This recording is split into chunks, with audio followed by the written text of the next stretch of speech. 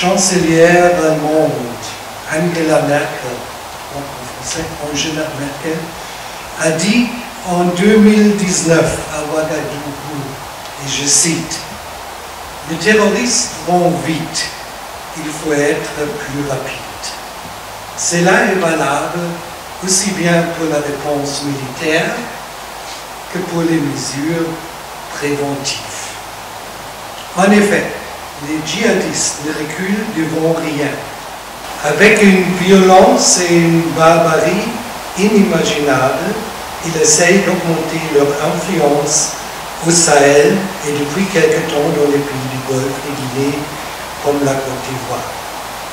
Mais ils ne suivent pas seulement un parcours de violence, mais ils utilisent aussi des moyens subtils pour recruter des partisans, comme on l'a vu au nord du Mali et du Burkina Faso.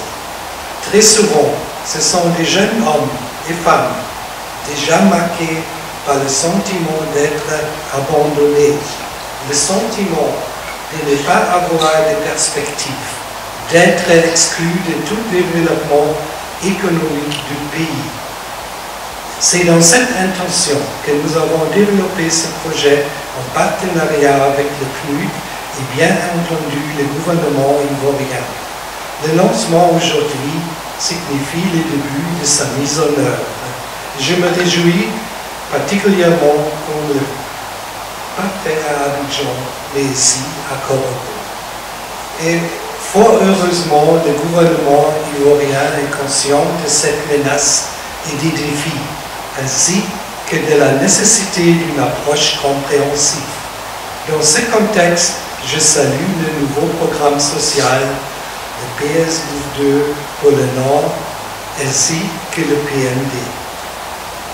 Mesdames et messieurs, avec un financement de plus de 4 millions d'euros d'Allemagne et 1 million de dollars de plus, le titre de ce projet pourrait pas être long. Toutefois, il reflète bien la vision et la mission de ce projet, car il a pour objectif essentiel d'accroître la stabilité sociale et de renforcer l'inclusion socio-économique des jeunes et des femmes dans les zones ciblées.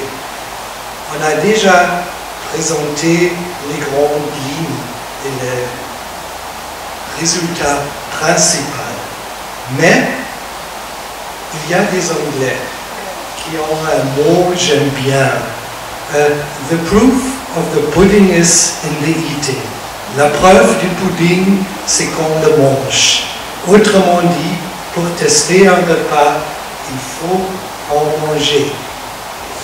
Dès à présent, notre tâche est de traduire nos bonnes intentions en actions concrètes sur le terrain, avec la population locale et les institutions de l'État engagées ici au Nord. Et je crois l'atelier, c'était un bon début dans ce sens.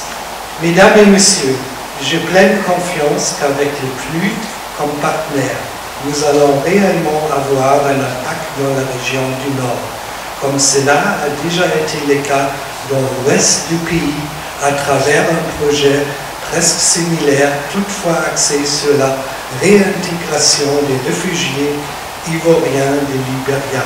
Un projet également financé par l'Allemagne, et je peux vous assurer, pour l'Allemagne, le multilatéralisme, et là on est ensemble avec le gouvernement de Côte d'Ivoire, reste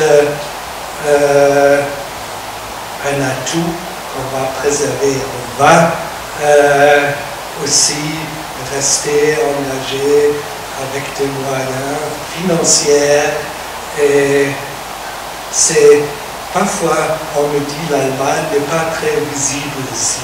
Non, on a des programmes binationaux, la coopération officielle, mais l'Allemagne donne des milliards d'euros chaque année au système des Nations Unies, parce qu'on croit à ce système qui a été établi après la Deuxième Guerre mondiale.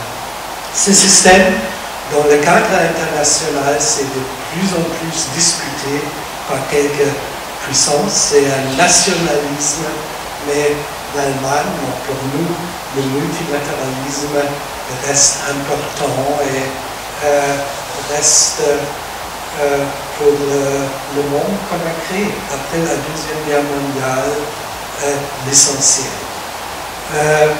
Avec aussi des organisations régionales ou continentales, comme nous avons l'Union européenne, aussi 25% de tous les moyens de l'Union européenne viennent de l'Allemagne.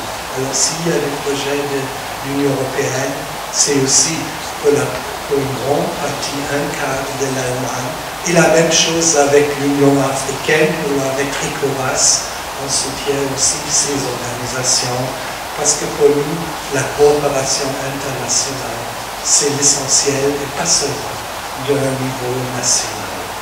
Alors, Carole, tu as mentionné, il y a peut-être une réduction, mais même avec la guerre actuellement au Maroc, de la Russie contre l'Ukraine, et ça coûte aussi beaucoup pour nous. On va rester engagé aussi, et particulièrement aussi en Afrique et aussi en Côte d'Ivoire. Parce que, comme j'ai aussi dit, le Sahel, le conflit au Sahel, c'est devenu un conflit international. Ce n'est pas seulement un conflit de la région, des pays, et c'est notre voisinage. Et on voit la menace d'un spillover, comme on dit, que le terrorisme essaie vraiment de pousser vers le pays du Golfe de Guinée. Bon. Pour ma part, pour conclure, je souhaite à tous les responsables et partenaires de l'actuel projet, ainsi qu'à toute l'équipe du CNUT, plein succès avec des résultats visibles le plus vite que possible.